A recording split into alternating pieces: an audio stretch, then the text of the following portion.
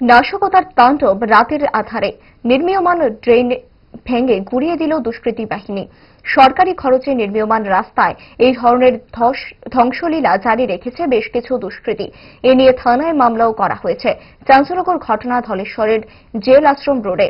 কেন এই ভাঙচুর, কারা করেছে এই ধরনের অপকর্ম, কি জানালেন স্থানীয় সচেতন মহিলা নাগরিক, দেখুন। কালকে আমাদের এই রাস্তাটা গাঁথনি করা হয়েছে। গাঁথনি করার পর রাত্রেবেলা তো আমরা দেখি না, রাত্রেবেলা তো আমরা স্পটে থাকি না।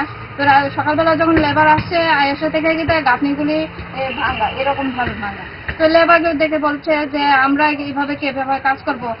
কিছুদিন আগে আমাদের তাড়িয়ে দেওয়া হয়েছে যে আমরা এখানে কাজ করতে পারবো না। আমরা তো উন্নয়নমূলক কাজগুলোই আমরা করতে এসেছি না। উন্নয়নমূলক কাজগুলি সরকার থেকে যে উন্নয়নমূলক কাজগুলি করছে সেইগুলি যদি বাধাপ্রাপ্ত করে কিছু কিছু দুষ্কৃতী মানুষরা, তাহলে কিভাবে সরকার কাদের জন্য কাজ করবে।